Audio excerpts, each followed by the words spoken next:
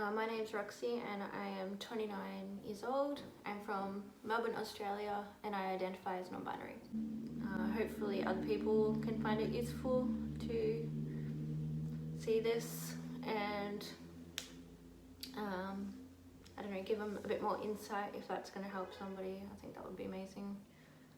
So yeah, I'll tell you how it all started. As of a few months ago, maybe 3 now, I came out as non-binary to my partner. We have been dating for nearly 2 years, and this was something that was very difficult to me. I'd been having these thoughts, I guess, most of my life, probably mainly starting in puberty. Realizing that there was parts of me that I wasn't happy about, and my chest being the main reason, I guess. I've never been overly feminine. All my friends and my family were well aware that I was a tomboy, I guess. I would never wear a skirt or dress or anything like that. I was getting into trouble at school a bit because I was always wearing my sports uniform. I only came out as non-binary probably 3 months ago now. As I said, the first person I told was my partner, and I think she knew, like, in a sense, to some extent anyways. I basically had more thoughts, I guess, recently about myself and how I was feeling, and I'm just trying to make sense of everything that was in my mind. And I started going down this little rabbit hole. I was watching heaps of YouTube videos and Googling heaps of things, and I guess just trying to get information, and I really struggled with that. Luckily enough, I did find a few YouTube channels that helped me, like, immensely. I guess kind of knowing that I wasn't the only one in this situation, and there was nothing wrong with me, and it was okay to be feeling these things that I was feeling. I told my partner, we were sitting on the couch one night, watching TV, and I just said, I need to speak to you. My mind is in this weird place and I need to talk about it. So yeah, instantly she turned off the TV and we sat down and we had a really good talk, which was really good, and I basically got everything off my chest that I wanted to say. So she was well aware that I was not comfortable with my chest, and when I had this binder on, I actually wanted to look at myself in the mirror, and it made me feel so much more confident. I was happy, and it made my clothes fit better. Just my confidence went through the roof, especially with button-up shirts and stuff. It's not something that I wear every day. I do have a very physical job, so obviously doing exercise in a binder is not a good thing. So I was basically just wearing it when I was going out, seeing friends, going to dinners, stuff like that. So I told my partner, and I had decided a few weeks later that I was going to tell my mum, my brother, and my stepdad. So my family live in Queensland, and in the middle of a pandemic at the moment, so it is not the way that I guess wanted to tell them via distance, but getting up to see them to tell them this was not really an option. So I messaged my mum one day and asked her, when my brother comes over next to visit you or come for dinner or something, can you let me know? There's some news that I want to tell you. Straight away she replies with, is it good or bad? Just that mum instinct, I guess, trying to figure out, what is it? What is she going to tell me? Is something bad happening? I think that's where her mind went straight away. So I was like, don't worry, it's not bad. Can you just let me know, please? Didn't hear anything for 2 days, and basically she sent me a message like, I'm impatient, I need to know what it is. And she started listing all these things. I basically wrote out everything that I was going to say, because I knew that it was going to be difficult and I was going to cry because I'm a crier. And I told them at the start, I'm just going to read this. It's very important. Please just hear me out. And then at the end, you can ask me questions. It took me like 5 minutes to read out this giant thing that I had written. And I had told them that I feel like I identify as non-binary, like this is who I am, and I want to start medically transitioning. So one of them was that I was looking into hormone therapy. I explained to them like what it was going to do, why I wanted to do it, as well as getting top surgery. I am quite larger in the chest, so I've always never felt comfortable and I guess wanted to get a reduction because I thought that was my only option. I didn't realize that it was okay to I guess not go from female to male, that there was some kind of in between, and it was okay that if I wanted a flat chest and not go all the way to male, then that was 100% okay.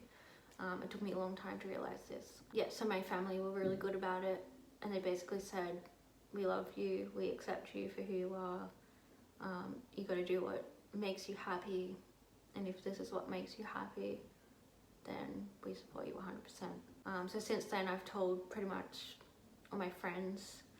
I just haven't told the rest of my family because I am not too sure how they're going to take it. I wanted to say how I started off this hormone therapy journey, if you will. So once I started looking into it and I decided that this is what I wanted to do, my partner actually knew somebody that had top surgery and also gone through hormone therapy as well. So she connected me with this person so that I could talk to them, and even though I'd seen them around before but never really, I'd never spoken to them before, but it was really nice knowing that I could ask all these questions and that they were going to get answered and be 100% like accurate because they've gone through this, you know, which was amazing. So I completely been bombarded this person with questions. Do I go to a GP first? Do I have to find a clinic? I wasn't too sure. So I struggle because I don't actually have a regular GP. I normally just go down to the closest bulk bill doctor that's near my house, and I see a different doctor every time. It's whoever's available, then that's who I'll see, sort of thing. So I started Googling gender clinics in Melbourne, and came across a couple. So there was the Northside Clinic, which is I guess the most popular one that I came across, and there was also Equinox that I came across. So I looked on both of their websites and you know, read all the information or whatever, and I decided to try and make an appointment with Equinox, and also because they did hormone therapy on consent. So this meaning that I would have these appointments, and because I'm consenting to it, then they would give me the prescription. Where I believe if I was to go somewhere else, then they would basically have to assess me through like psychiatrists, I guess, appointments. Like, so I would have to go and see a counselor or somebody, and they would assess my mental health and all that kind of stuff, and like sign off on it to make sure that I was, you know, mentally in a good place, and that I was ready to do something like this. I was pretty sure, like, I knew what I wanted, so I went with Equinox, and I called them up and said, I'm a new patient, I want to do hormone therapy for testosterone, can I make an appointment please? So the guy on the phone was really nice and said, you know, we've got this big waiting list at the moment and we're not taking any new patients. So I'm like, okay. Also, we're not adding anybody onto the wait list. We have 170 people on this wait list, and because we closed down because of COVID-19, we are trying to backfill these appointments for the time that they were closed. Once we've made appointments for all the people that have been on this wait list, then we're taking new patients. 2 months, I think, which were the longest 2 months ever, because when you don't know when something is, it feels like time is going forever. I made the appointment, and it was in the middle of the day. Obviously working.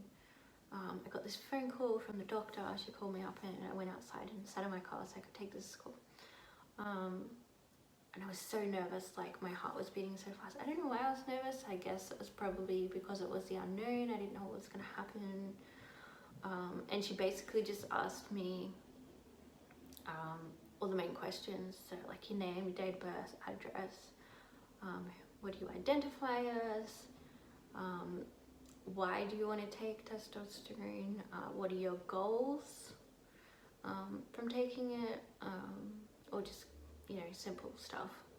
I'm going to send you this information. I want you to read over it, and we'll have another appointment in 2 weeks' time. 28th of July, I have my second appointment. I read through all the information. She said, called me up again and asked me, do you have any questions, basically. And I was like, no, everything's all good. This is what I want to do. And she asked me a few other questions. So she asked like who I live with. She asked about my mum and dad. I guess just a few more general questions, I suppose. And after that, she told me, okay, I'm gonna send you to go get some blood tests. Call back for an appointment after you've had your blood tests, and we'll discuss the results. I'm like, okay. I'm thinking, oh no, not blood tests. I've tried to donate blood a couple of times before and it didn't go so well, so I was pretty scared. But, I went in, I did the thing, I knew what had to be done. Made my other appointment, a few days after I got the blood test, so I had time to go and, the information to get back to the clinic. 1st of August, I had my appointment again. She said, yep, got all your blood test results back. Everything seems perfect. Nothing out of the ordinary. I'm gonna write you a script. And I'm like, pardon? I was so surprised. I don't know what I thought the next step was going to be. I guess maybe some kind of more depth, I don't know, really. I don't know what I expected to happen next, but she said that she was going to send through the scripts. Do you have a pharmacy that you normally go to? And they said, well, I'm just about to move house down the road, and I'm pretty sure there's one down there. So I gave her that address, and she's like, I'm going to fax it through. So they've got all the information already. And 2 days later, I get a phone call, and it was the pharmacy. And she told me that my script was going to be ready the next day if I wanted to come in the afternoon. She had to order it in and it would be ready. It's like, oh my gosh, this is actually happening. So yes, 2 days ago, I went into the pharmacy to pick up my script. So I got Andrew Fort 5%, which is a cream. So I opted to go with the cream, so I just put that on my stomach every day. I guess to start off and just, I don't know, eventually I'm thinking I might do the shots, but at this point in time, I was not comfortable giving myself injections. So I don't know, this seemed like a good starting point for me. I'm on a lower dose, I guess, than if I was to transition from female to male, as I am non-binary. I just wanted to take it really slow, and for me, if I was taking shots, like in my mind I was injecting it and it was already going to be in my system, like the effects are happening. Where the cream, I suppose, is made me feel like I was a bit more in control. Like I can choose to put on this cream. Like I'm actively saying, yes, this is what I want to do, and you know, put on the cream. And it was a choice that I was making every day. If I got to a point where I was like, you know, I don't want to put it on today, I'm just not feeling it, or I want to stop, I never know, I might start doing this and I might not like it. But in this point in time, like, I'm excited. I've only put it on yesterday and today, so obviously there's no changes as of yet. But yeah, basically I just wanted to say a bit about myself and my journey beginning. And I'm going to make some more videos so that I can have some more progress. As things, you know, start to happen, then I can yeah, make some progress videos and say that, you know, this has happened, I guess share my feelings on it and that kind of stuff.